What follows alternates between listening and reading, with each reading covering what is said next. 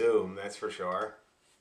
Anyway, so yeah, so playing on the low strings, it is a challenge. The one thing, the very important thing that I'll stress about playing on the G string and the D string is that you want to move your whole elbow over there. You see that? When you move from string to string, it's really important to lead from your elbow.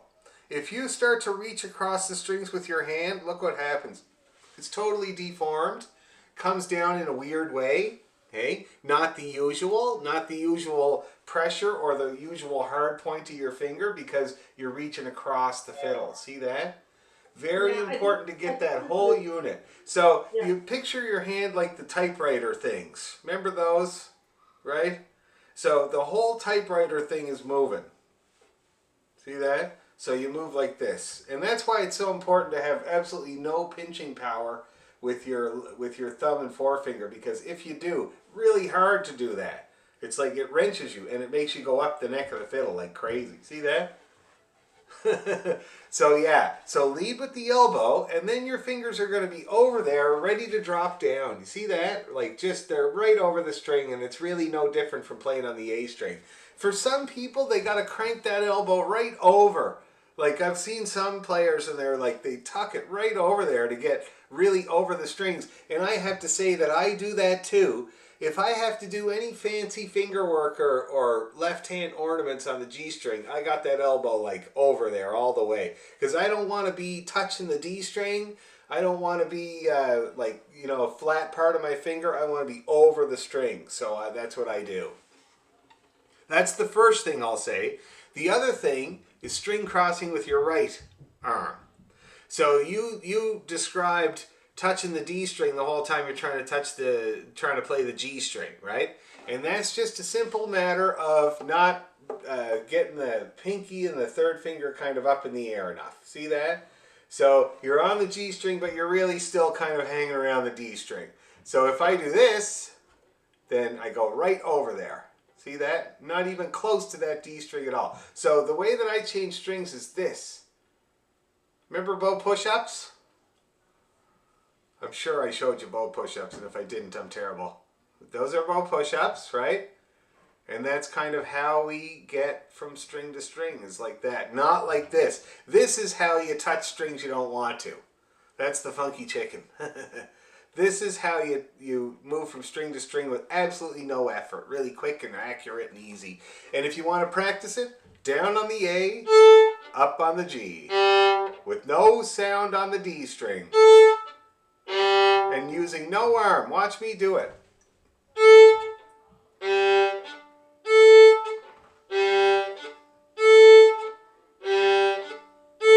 See how I do that? And then you can do the other set too. Down on the D, up on the E. See that? That's really a great way to learn to change strings, not with your arm, but just with your hand. Because skipping that string in the middle makes you do it with your hand. Yeah, I think I'm erring in all of those areas, so that's good advice, all of them. Yeah, it would be good for everybody that's sitting here, like, and even for me, it's stuff that I keep in mind as well, like, and it's all about minimizing what they call conservation of motion, moving as least as possible, and that's what's going to help there. So, but I gotta say that I love your idea of doing it in the upper octave. I kind of think it'd be fun anyway, you know what I mean? But if you do want to master those low strings, that's the way to do it. Yeah, I got to master those low strings, but I thought, maybe just give myself a break and go up an octave for a little bit. Yeah, and it sounds cool. I kind of like it.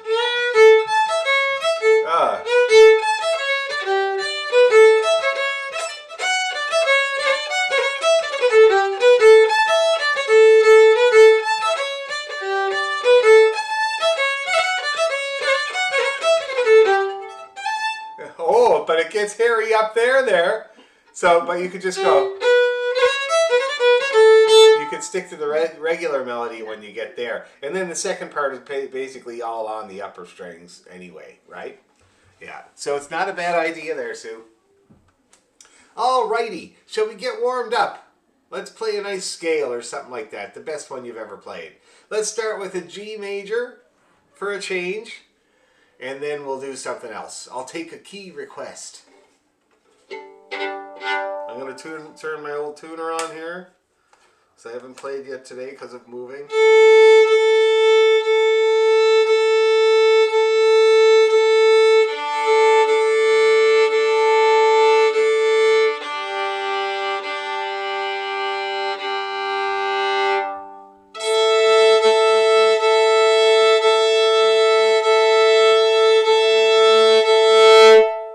All right. Hi, Calina.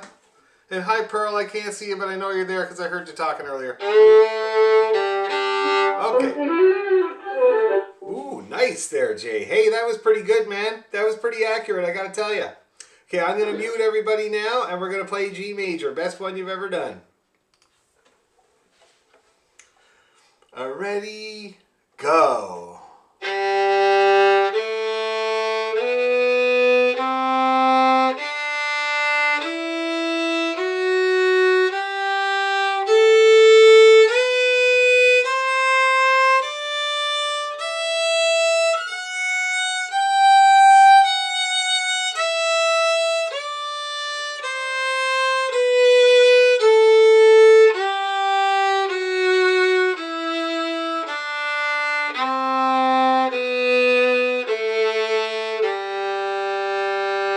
Okay, now let's try the arpeggio right away. Do a good job. Ready, 2, 3, go.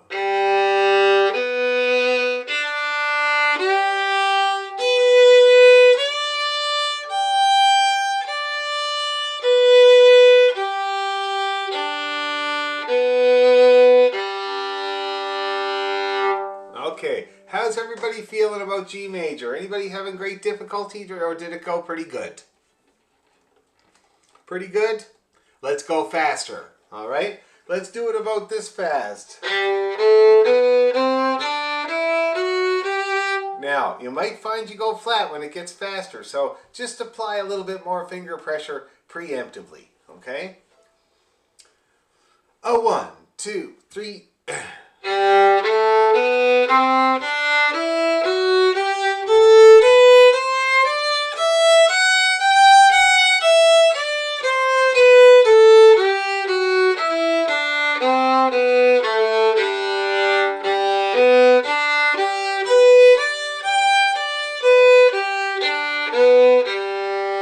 My B was sharp. Let's do the arpeggio again. Goddamn. Ready, 2, 3, go.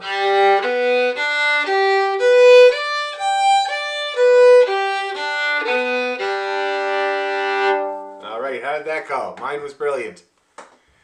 Everybody feeling okay still, even though we went faster? Did anybody notice a flattening? No? Great. That's really good. Okay, so now it's going to be pick a key. Request hour. What's your favorite key?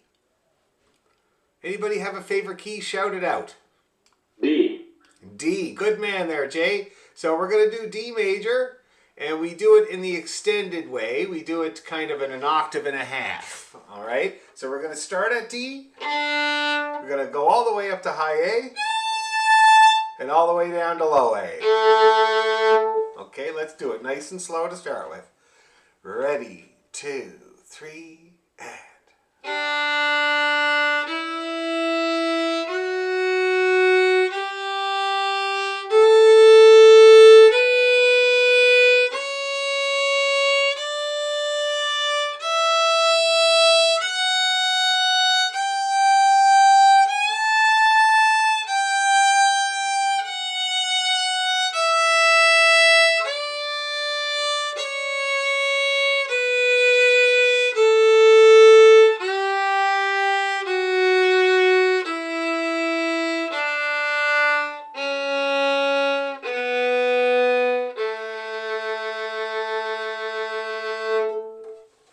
All right, how we feeling? So a little bit of work on the G string for you there, Sue, especially in this key. It's a challenge, that C sharp. Let's do it again right away, guys. I gotta say I wasn't perfect. My high A was a little flat the first attempt. Ready, 2, 3, go.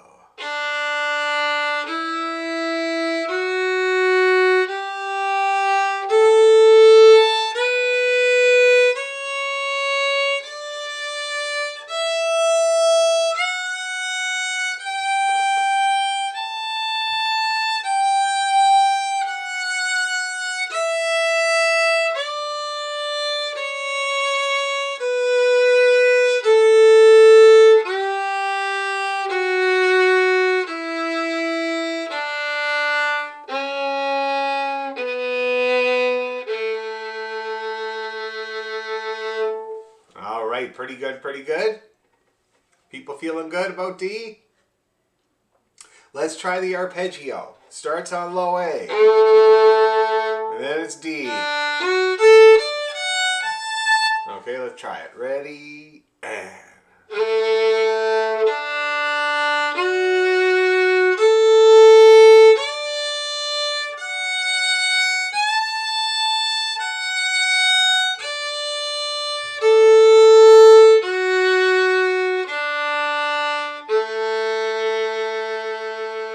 one more of those for the strengthening. Ready, 2, 3, go.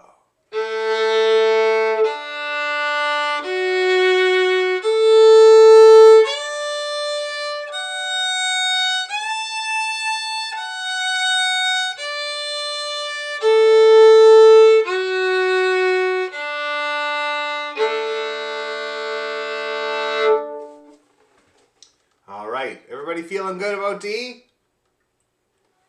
Great. Now, so there's 2 tunes Jay reminded me that are in the key of D that it would be great to review and practice. The first one is called the Maid Behind the Bar, and the other one is called the Wise Maid. All right, so let's take a look at those. We were also doing the Drunken Landlady with it, which is a great set. So I suggest that we do the D tunes, both of them, work on them, get them up a little bit, then tackle the Drunken Landlady and work that up, and then smash the set together, and we'll see how long that takes us. And that should be really good. Now, does anybody need Drunken Landlady, Maid Behind the Bar, or the Wise Maid? Excellent. So let's start with the Maid Behind the Bar. I will play it for you to remind you how it goes.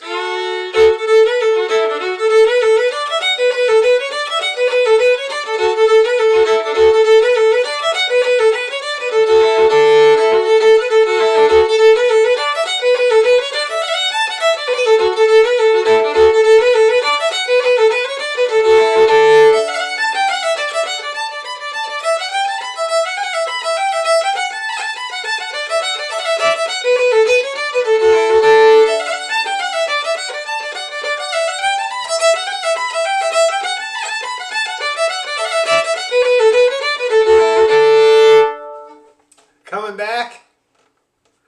Now let me get out the, thank you, let me get out the music that I sent for that and we will give it a go. Maid Behind the Bar. This is one of the most popular Irish tunes there is. I have played this tune in so many countries. Everybody seems to have it. Okay, I think I have it on my finder.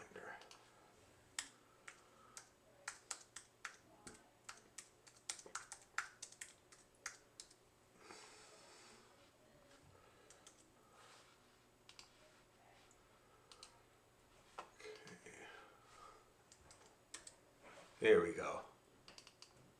Excellent. How do I rotate? Oh, that's completely, that'll do. Okay. Okay, so I got her up here. So let's go nice and easy, not too fast at all, and we'll give it a go. Get you guys over here so I can see everybody and get the music here so I don't start improvising. That's my big challenge these days, is not improvising. So hard. I love improvising. It's a lot of fun. But it can be very confusing when you're trying to learn. Okay, here we go. So let's try it to start off with. We'll try it about this tempo.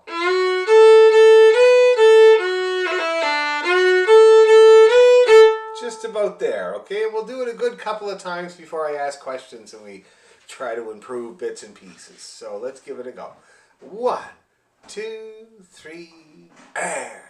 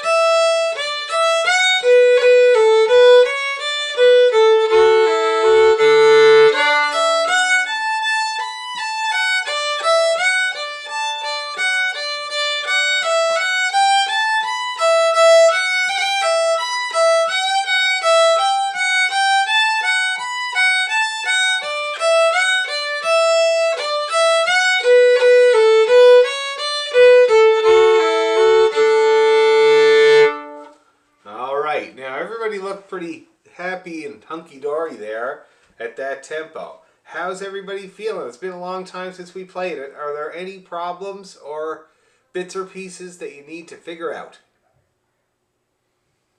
Yes, Susan.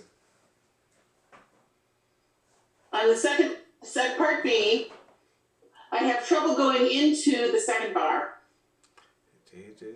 I get lost on that one for some reason. The little scale up there, so I get the scale up and then. yeah. Okay, so it's getting up to the. This part here. Okay. Yeah. Now the way that I do it, and I've said this before, I'm sure, but I put the finger down on both strings.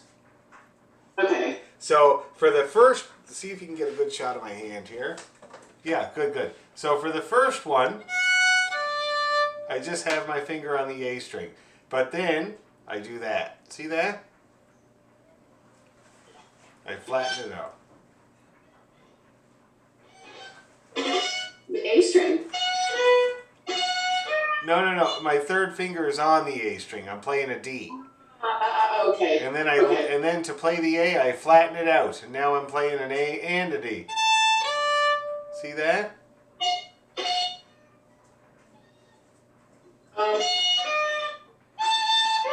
Yes. Okay. Got it. Thank you. And that way you can keep your first finger down for the part that comes after. See that? See how I did that whole lick there with very little finger movement? See that? It's another one of those things where I plunk her down and it's just a little shift and a move and everybody thinks I'm good. Okay? So good question. Anybody else having any bits or pieces like that?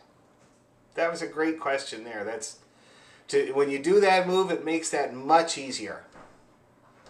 Now, if you don't have any more questions, you know what that means. Faster we go. So let me tell you what that tempo was. There we go, tunable. So, dee da da dee da da da da da da dee da da dee da da da. That was pretty slow. It's like 50. It's giving me this thing that says grave, slow and solemn. So I think we should maybe speed it up a little. I've never met a grave, slow, and solemn made behind the bar in my life, and I've met a lot of them. So I think we should up it a little bit. Let's try maybe the 60 mark and see how that goes. So that's going to be... Oh, that's a little sprightly, but I think we can handle it. It's like this.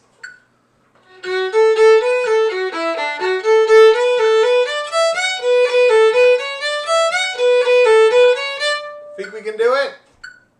Let's give it a try and see what happens. I'll leave the metronome on so you can know that I'm not speeding up. I have one student that swears I speed up on him all the time and I have to run the metronome so he knows that I'm not. It does help though. Anything for a little more confidence. Okay, so feel that tempo.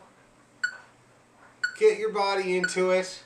I'll count it off. 1, 2, 3, and...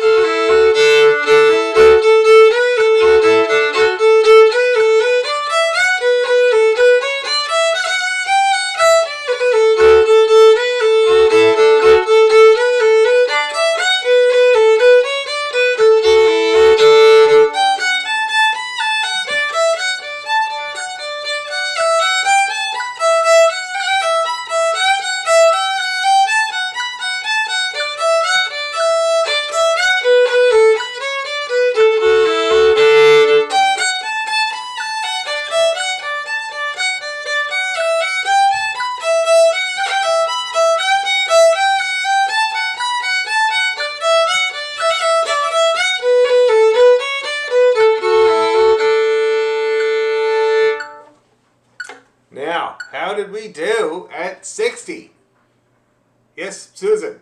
Okay, back to the bowing. We do have that copy of the bowing that's written in with all the slurs and the downstrokes, which is great. I certainly don't seem to be following that. Is this supposed to be something we're aspiring to? That was, and you might, it's been a long time, so Yeah. everybody's probably forgotten about it, but that was an exercise to get the Irish longbow style. Now, and that was a long time ago, so some people here might not have been around for that, but let me show you what that looks like. Now, what we'll do is this. I will show you and demonstrate what this style of bowing looks like. You can follow along there on your music. Now, one thing I'll point out, so first of all, I'm sure you see lots of big up bows that have 3 notes in them, and then down bows that are just 1 note. And the down bows are on beat 2 and beat 4. Okay, that's the backbeat, right? For rock and roll. Boom, tap, boom, tap, boom, tap, boom, tap. So what we do is we slur everything in the up bow except for the backbeat. And it makes a really rhythmic sound. Now, the reason that I say this is an exercise is because nobody does it. Nobody I know does it right through a whole tune. Like, it's not really what you do. You use it here and there, and it's really handy. And then there are other tricks that we've talked about that you use, like the double note grace note or the cut up or stuff like that that you have to pop in. But let me show you what this looks like when I do it in the Irish longbow style completely, and you'll get the idea.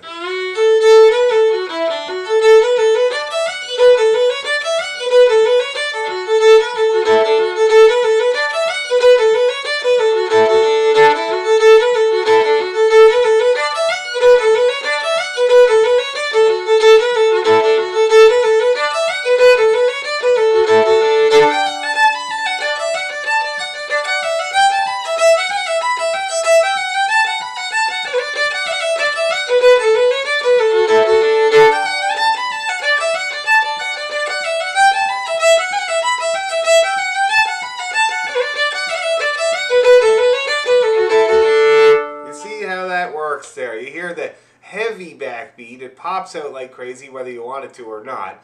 And also it's a very smooth sound, a very smooth style of playing. And that's why I say the Irishman wants a bow that never ends. And he doesn't even mind if that's an up bow. Not a problem for him. It's just this smooth, continuous lyrical sound. Now, like I said, I don't use it for the whole tune. If you watch my bow, you can see where I pop it in.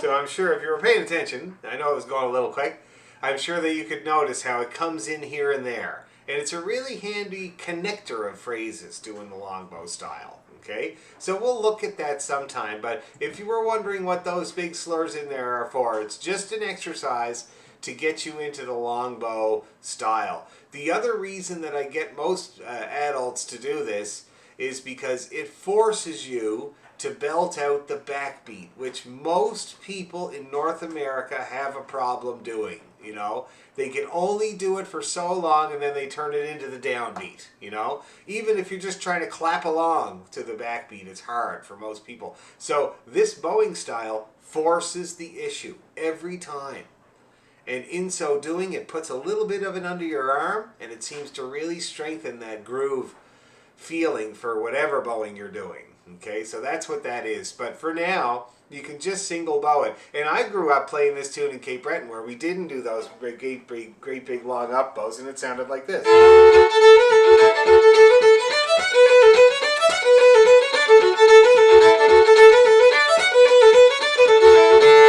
See that? A little bit different again. A little bit shufflier and a little bit more drivey, driving, you know, than the Irish style. So it's fun. Now, I do both. Why wouldn't you? This is a multicultural city. Both cultures, Scottish and Irish.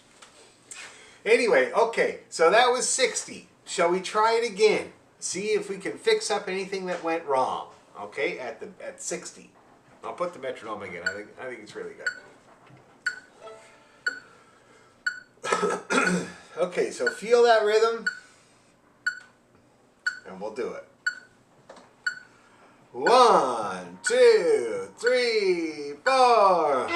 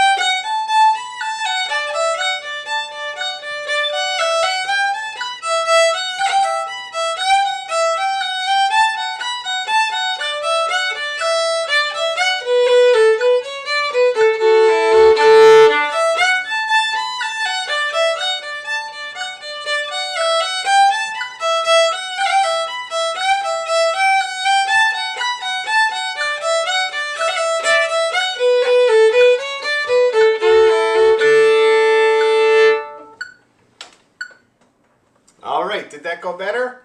People feel better about that time around? That's great. Any questions, queries, problems, concerns, anything like that? Dan? Yes. Bar 14, the E. You're coming from the D to the E and then right back down to the D.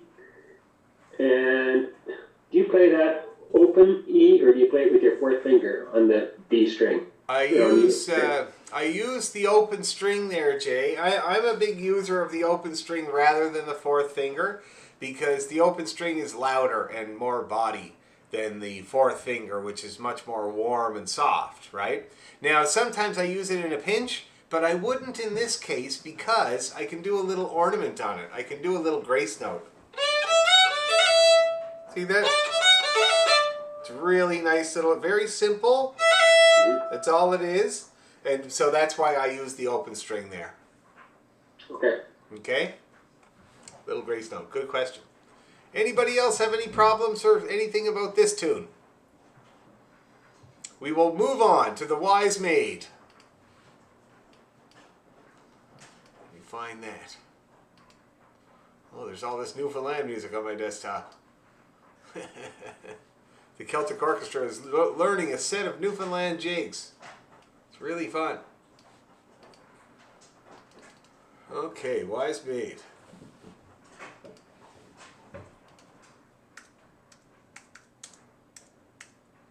This tune is a handful. It has a lot of notes, a lot of eighth notes. The endings seem to go on endlessly. So be prepared to keep those fingers going. So let me play it for you to remind you how it goes.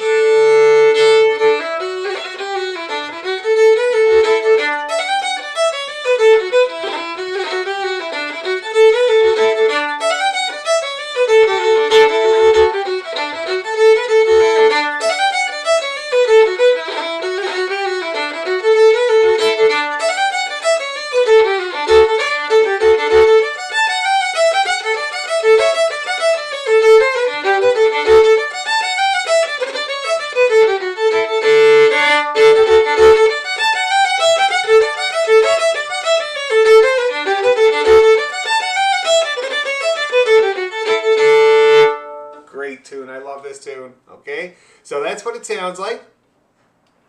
And let's do it slow, shall we? Nice and slow. No reason to be in a hurry at all. Okay, bring this back over. Okay, now I can see you all. That's great. Okay, and I like to do some rolls, right? I don't know if I told you where they are, but that long F to start off with is a classic place to do a roll. And then at the end of the first line, the two E's together there, I would do a roll. I would tie them together and do a roll on that as well. Okay? So see if you can get those in, or at least one of them. Especially as when you go slow. So let's do it about this speed.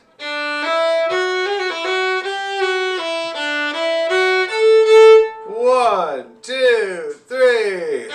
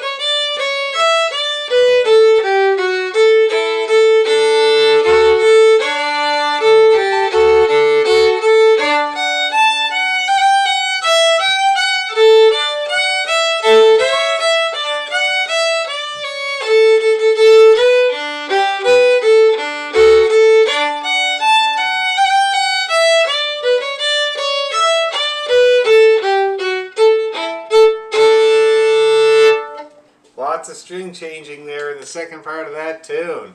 So lots of this technique I was talking about earlier there, especially with these ones, because these string changes are not major. There's just a lot of them.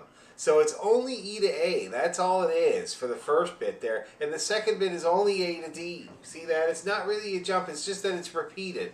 So if you have any arm at all, then it really gets awkward. See, that pushes your bow around. So, but if you do it nice and tight, you can do it all day long, and it's nice and crisp and good. So try your best, and if you're having trouble, you can always use the doorway. And if you really want to isolate it, use the doorway on your wrist. Okay, so you put your wrist over there, you do just your wrist to bow, and if you don't, you get a little rub, and you know you're not doing it right. Okay? Any problems with the Wise Maid didn't seem as readily available to the fingers as the maid behind the bar was. So if there's anything you want me to help you with working out, I am here now. Any bits or pieces? Or is it just to practice it? Just to practice it. Well, that sounds good to me. Let's do it a good 3 times. We'll start the same speed, but then I'm going to up it every time. Okay, we'll do it 3 times. And if anything stops you when we're done, I want to hear about it. Let me drink some water because I almost killed myself today. My brother Marty has no nostalgia at all. And he kept saying, why are you bringing the piano? Because I had just finished saying how, I told Jen that I had to make a trip to the dump, right? And she was like, why make a trip to the dump? There's going to be a dumpster in front of the house in about a week. Why bother? It was a very good point. So I made that point, and then Marty said, for instance, why are you taking the piano? And I said, well, it's a nice old piano. We rescued it in Ohio from a deaf lady's garage. She obviously wasn't using it anymore. It's an 1890 New York piano with a 6-foot high soundboard that's intact. I love it. It's got all these carvings on it. And he was like, dumpster. Absolutely no nostalgia at all. But anyway, it's in the garage. We'll see how she fares in there for the next 6 to 8 months. Okay, so same speed to start with, guys. 3 times. So get your arm in good form for playing a lot. 1, 2, 3.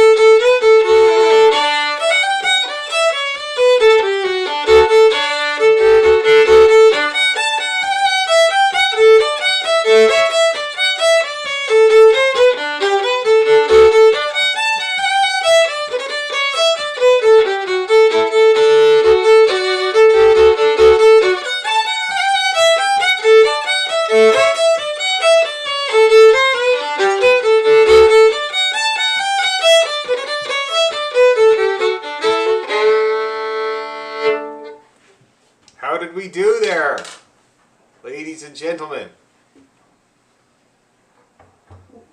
A little tough on the third speed. Was The it a third little gear, tough? A little hard. Did you notice anything that was kind of getting you to put the brakes on in particular, or is it just the whole thing? The dotted quarter at in the first bar, each time that throws me, I don't hold it long enough. So Classic get problem. You know what? A really good way to battle that there, Jay. Sometimes I get people to, because that is a very, very common problem. So what I sometimes do is try to do a roll on it. yeah. By the time you're finished trying to do that roll, you will have held it long enough. There's no question about it. Yeah. Okay, try to do something, because it is really easy to do, but you see, it's an opportunity to try out a roll, first of all, because it happens twice in the part, so that's 4 solid cracks at an F roll, right? Yeah. And like I said, it does really seem to work, that it makes people hold it out longer. But you're right, it's a classic problem. Any other bits or pieces that you find slow you down? The triplets that were progressively getting quicker and quicker, it was kind of tricky to like keep up. Were you which way were you going there, Pearl? Do you remember if you were on an up or a down? I was on a down. If you're going down, it's really better to single bow them. Don't bother to try to slur them, because then it makes you do the next bit going the wrong way.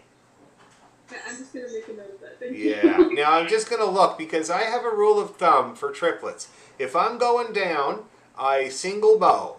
If I'm going up, I slur. But it looks like all these are single bowed. I'm just going to check and make sure.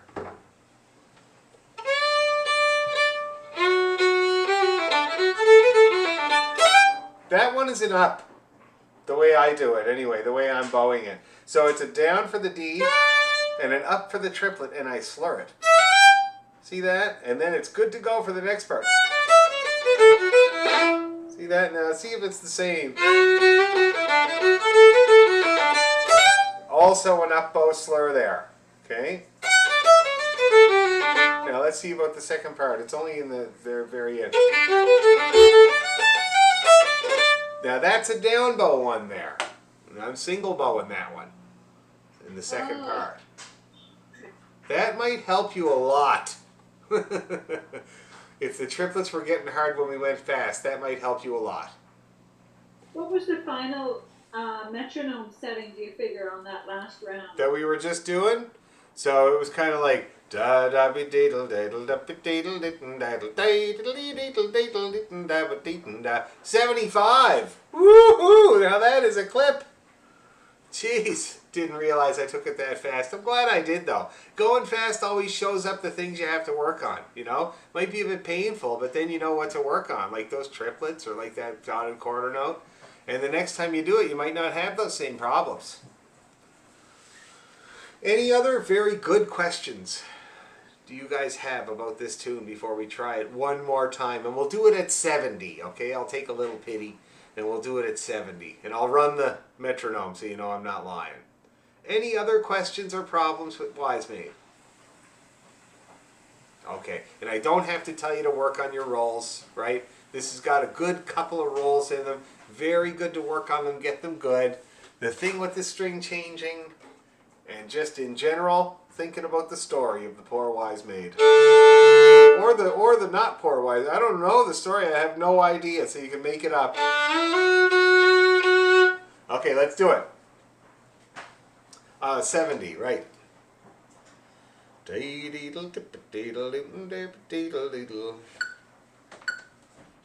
Okay, yeah. 1, 2, 3, and...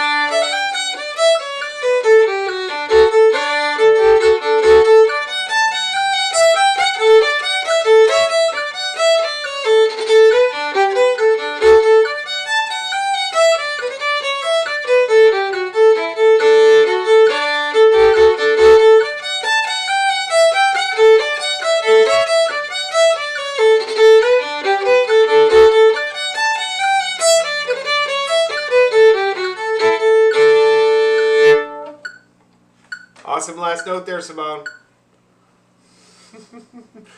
Okay, anybody having any problems there at 70? Was it a little bit easier at 70? A little bit more accessible to the fingers? Yeah?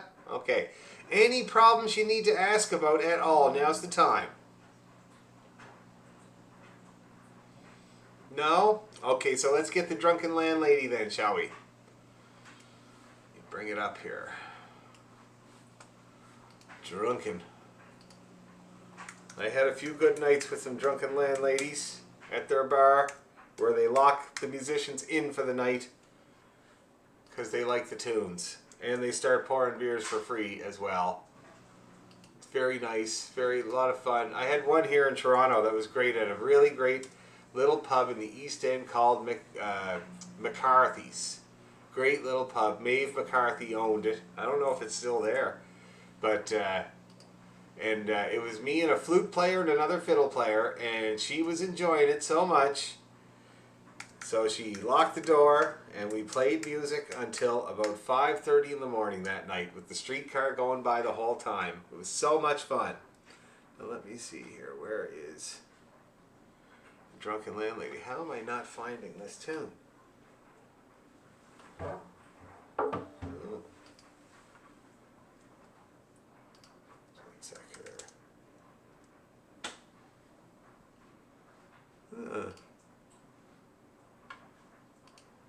Okay, give me a second there, guys. I can't seem to find this tune. Oh, I know why. There we go. Drunken Landlady. Here she is. I love this tune. An E minor tune. Classic Michael Coleman tune. Okay, so I will remind you how it goes, because this is one of the first ones we learned in this class.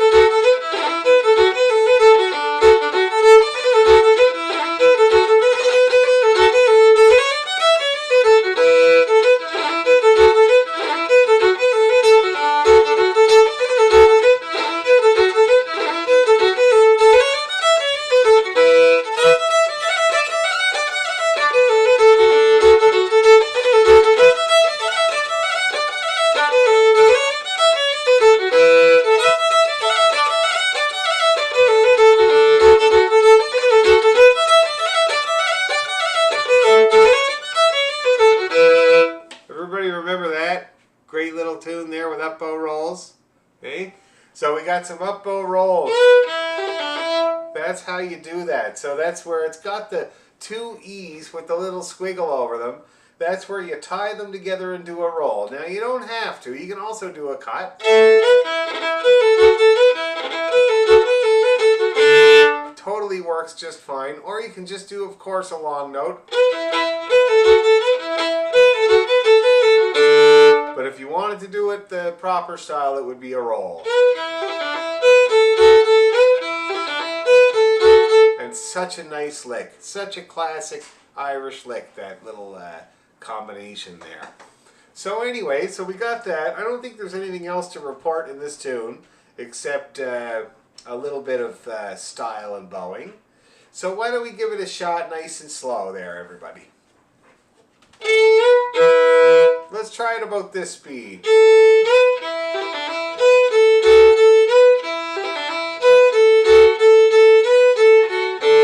Think that would work? Let's do it. I know this is brand new for a couple of people there, so we'll go nice and slow. 1, 2, 3.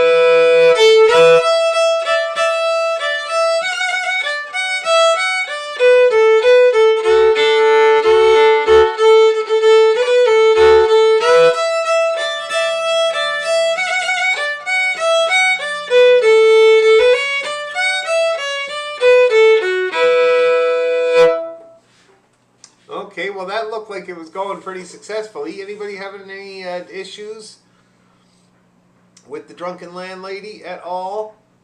Trying to get the odd roll in there, I hope. And for the people where it's brand new, I hope there's nothing. It's not. I was following it as we went along. It's really not that hard, right? It's just those couple of tricks you want to be able to do. So let's pick up the tempo a little bit, shall we?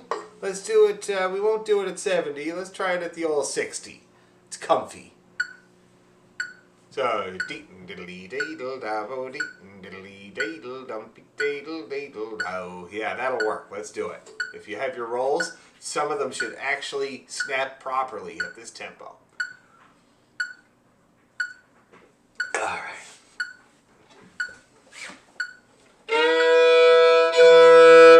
That's good. Diana's back in the game. That's awesome. All right. Let's give it a go, everybody. 1, 2, 3, and...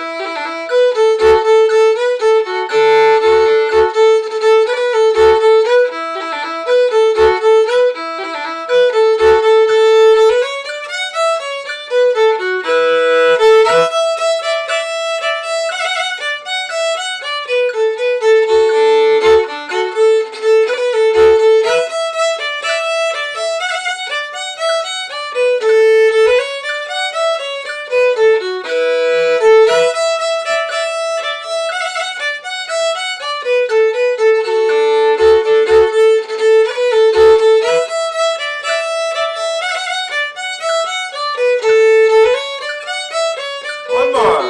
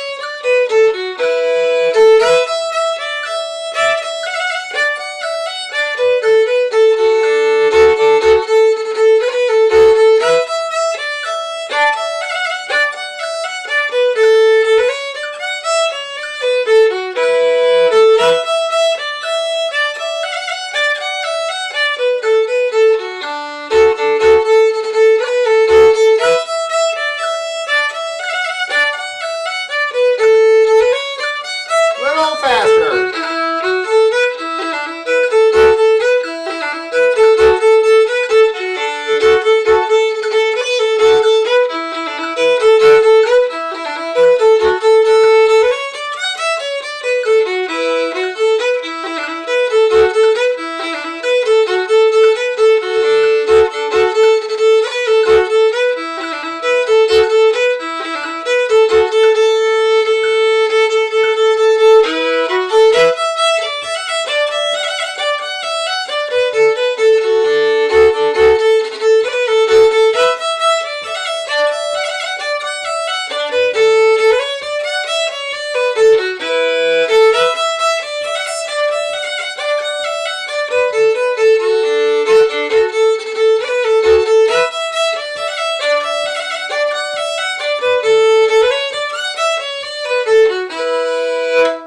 Sorry about that. I wanted to speed you up because everybody looked like they were doing just fine. And I was doing fine ignoring the metronome for a while, but it got to me and I tried to turn it off on the long A. The A was not long enough. It would have been long enough if I had hit the button the first time, but I didn't. I missed it. Yes, Susan? When you get to the open string rolls, what are you doing? On the E string there? So the last bar in the first line, there's an A that's got a... I just do a cut. Oh, okay. This here. But most people do that. Most people play a cut on that A. Yeah. Good question, though. Any other questions about that one? That was going pretty good there. I'd say it got up to the 70 mark for the last time through. Everybody able to play it at the 70 mark? Not too bad. Oh, that's great, man. Right on. Very good. So now, take a little breather. I'm going to go grab another drink, bubbly, and let's do the whole set. So that's going to be, if you want to line your music up, that's the Drunken Landlady, the Maid Behind the Bar, and the Wise Maid at the end, because it's such a great finisher. Okay? I'm going to grab another bubbly, and we're going to do it. So shake out your left arm if you need to. Oh.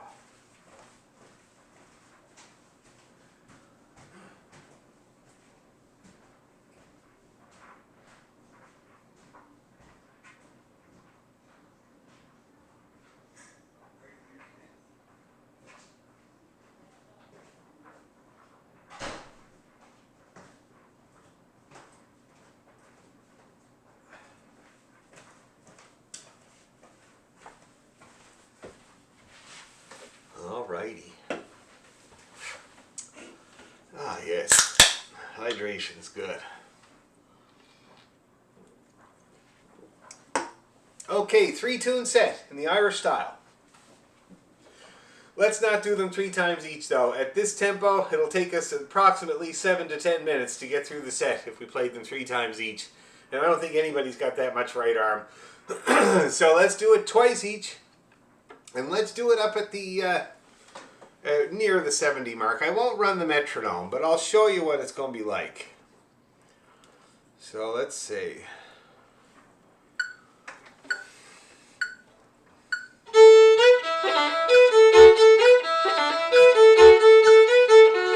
That'll be great. That'll be a great tempo, okay? And it might vary a bit, because I'm not going to run the metronome. I'm going to watch you guys like a hawk. And if I need to come down a bit, I will. I'm going to rosin up my bow a bit. I noticed it's just a little bit refusey.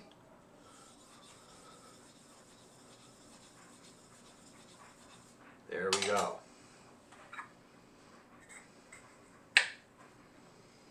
I managed to jam my hand today between the piano and the molding, of course, and my left hand as well. It was pretty funny watching all those musicians. Well, it must have been pretty funny to watch all those musicians moving all the big stuff, because all 4 of us were kind of like, and even my brother Marty, who was a conductor, but he did say at one point, I could probably just get a prosthesis with just the baton.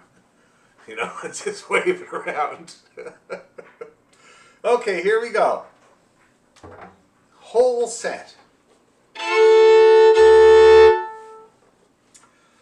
So we start with the maid.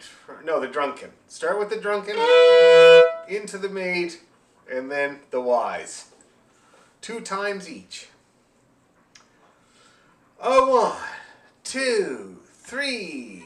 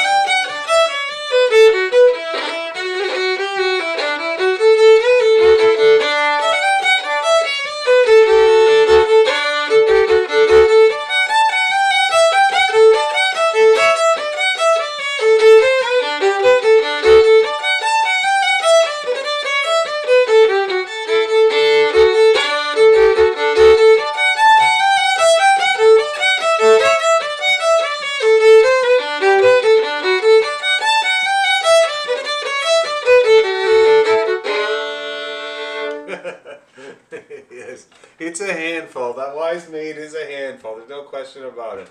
So it seems like that's the one that needs the most work, I would say, eh? Is the wise maid. The other two, there was less grimacing, less stopping. So I think that's the one to work on, and we'll revisit the set next week. So or on Monday. So on Monday we won't have to go through the tunes like we did tonight to refresh them, since we already did that. We'll just try the set, all right, and we'll do it a good couple of times. In the meantime, I would suggest working on the Wise Maid. It's definitely the hardest of all the three tunes, unless you count. See, the Drunken Landlady is hard because of the tricks. If you want to get the tricks right, then it's hard. The tricks being the up bow roll. I'll show you what it's like when most people, like, with all the bits in it.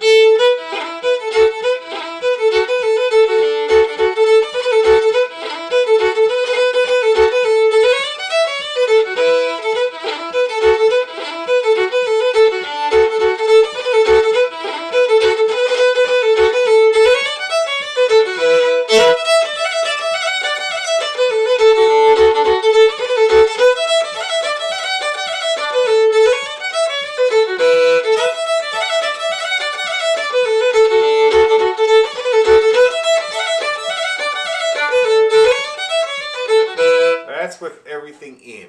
You see that? And so it's a collection of tricks that you want to string together, and it comes off so great. Now Jay was talking about the little ornament I do on the E in the other tune. In this tune, it's such a great opportunity to practice this. Watch this. So instead of the long E, I play a little grace note of an F there. So see that? That's a great sound there, very Irishy sound. And then on the F, I play the single cut. I go below the F. I take my finger off the string. So, see that? While I'm playing it. See, that's what they call a single cut, where you cut the note once by lifting your finger off and putting it back down. So when you put those together, and then you do one on the following E, that's 3 grace notes in a row, or ornaments in a row there, and it's such a nice combination. You see how that all comes off? So Irishy, so nice and West Coast. And that's what something like this fella here, Michael Coleman, he would do those grace notes more often than not. When I listen to those old records, I hear a lot of those because they're so neat and tidy. Okay, so that's the tricks involved in the second part there, and you get a chance to do it 4 times.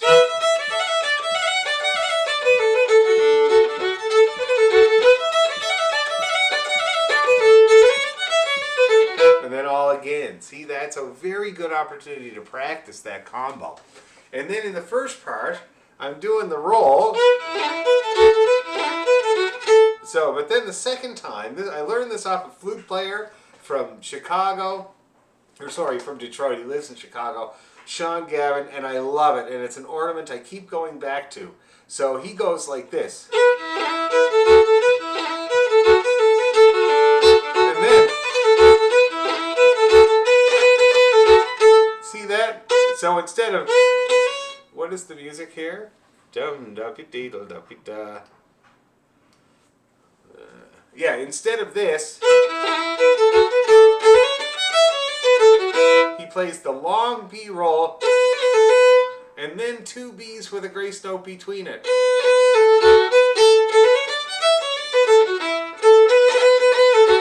It's kind of an advanced combo, but I just love it. It's very Kevin Burke.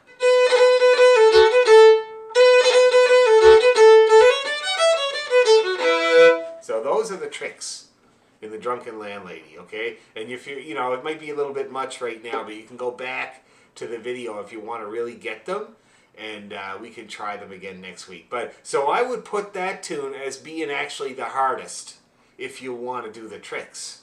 But the Wise Maid is the hardest melodically, so it's going to require more work in that way, more practice. So practice on the Wise Maid.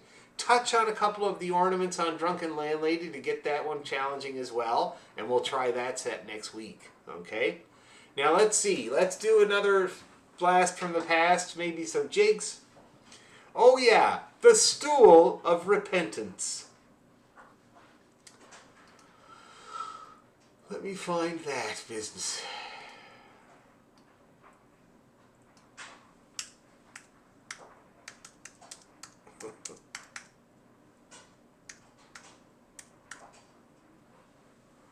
Stool of Repentance. My God, what a title. What a tune. Where is it at here?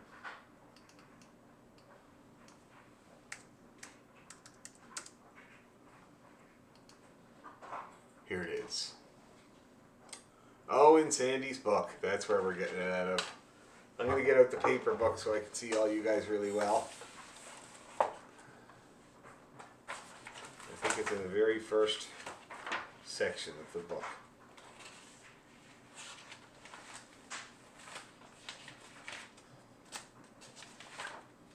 Leaving Lismore. That's a great tune.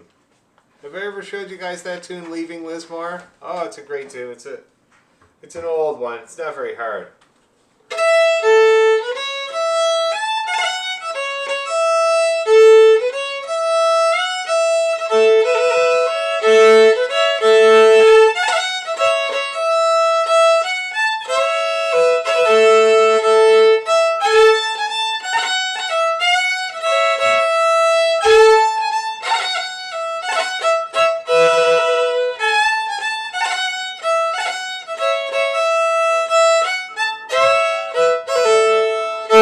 Great old tune. If you have Sandy's book, that's it. What's there, the name of it again? It's called, just one sec here, it's called Leaving Lismore. And if you have Sandy's book, it's on page 5, the very first, what they call the beginner section of the book, because it really is, it's one of the classic tunes we use in Cape Breton when you first start off playing. I played it in the first 5 or 6 tunes that I played. Great old tune. Maybe we'll try it next time. We'll try learning it. Okay, let me get out this jig. Stool. Oh. Oh, here it is. Yeah, Cock of the North, first section.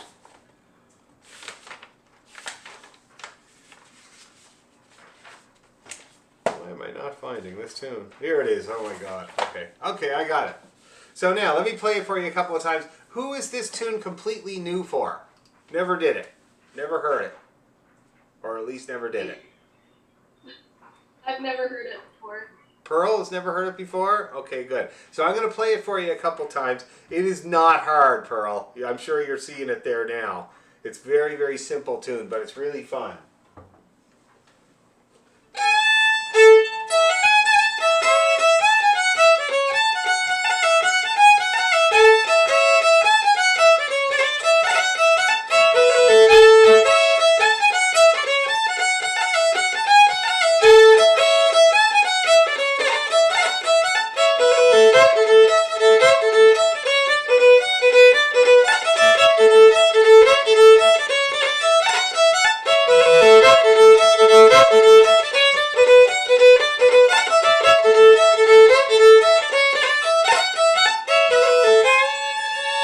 Great tune. Classic Scottish. Neil Gow. You gotta love it, man. It's music from the 1700s. Anyway, pretty straightforward there, Pearl. You think you're gonna get it? Yeah. Yeah. And also, I recognize it. I've definitely heard it before. Well, the thing is that I call it the Scottish-Irish washerwoman because of the second part. Do you hear that?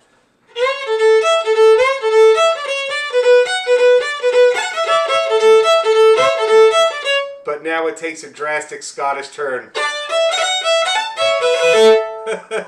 from the Irish washerwoman. So that's why I like it. It's a familiar sounding tune, even if you don't know it. But the difference would be Irish washerwoman is in G and this one is in A. But anyway, so and it is in A major there, everybody. So get your A major shapes ready on your hand. And we'll just try playing it nice and slow, okay? We'll just go nice and slow. Break off, man. Okay, Jay, Good thanks. Great to see you, man. See you Monday. See you on Monday. Thank you. All right, here we go. Let's try it about this fast. 1, 2, 3.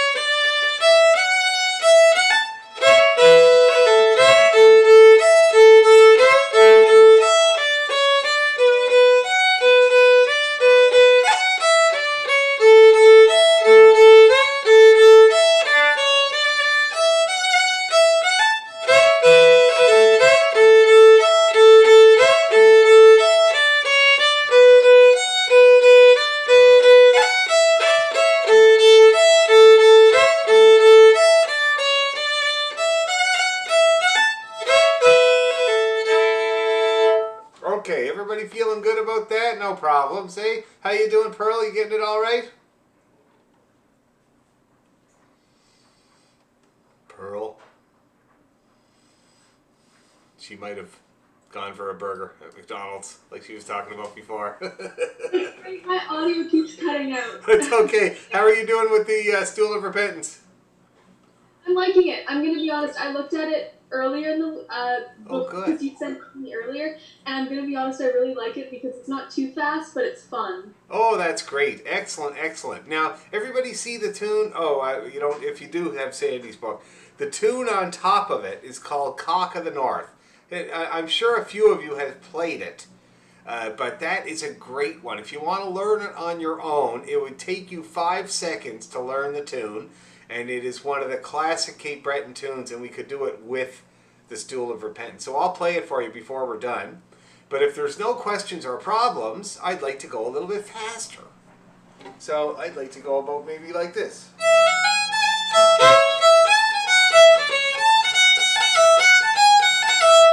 You want to give it a try? Let's see what happens. Might be a few dents on the helmet, but that's all right.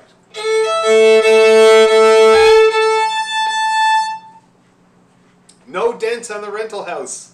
All that moving today, no dents on the rental house. I can't believe it. It's so weird to be renters again after all these years. Okay, here we go. 1, 2, 3.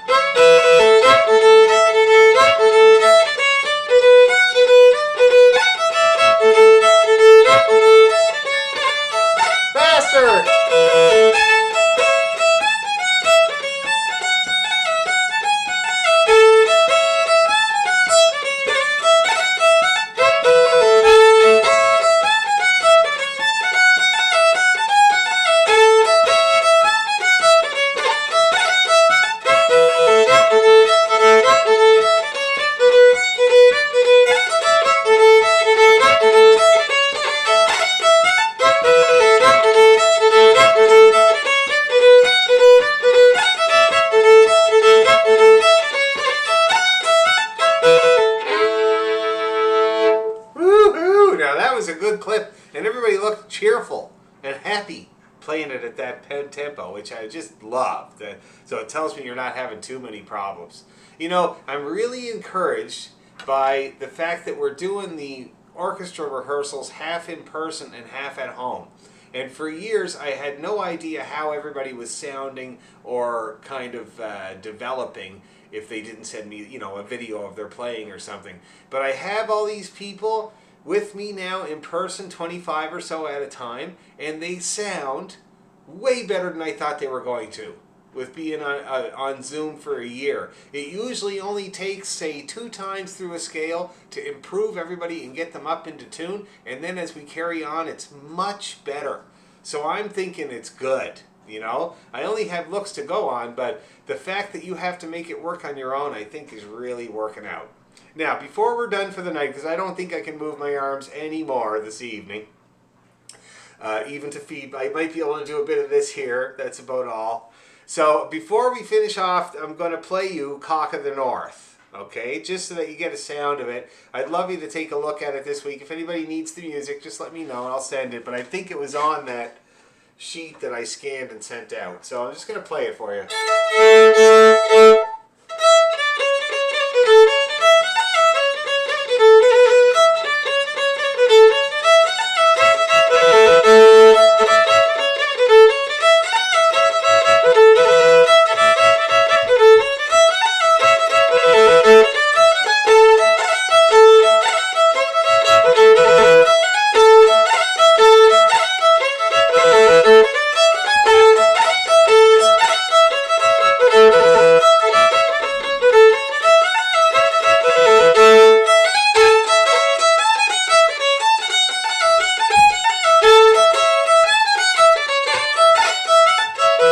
Isn't that just a great change? Sandy's idea a long time ago, and it's still a really, really good change, okay? So take a look at that for me.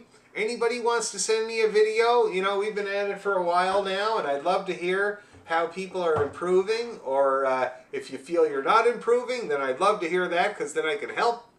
And otherwise, we'll see you guys on Monday. And thank you so much for the change. It's really excellent. So we'll see you on Monday at 7 o'clock. And thanks a million. Thanks, Dan. Have a good weekend. Thank Bye. you too. I'll see you Monday. Bye-bye.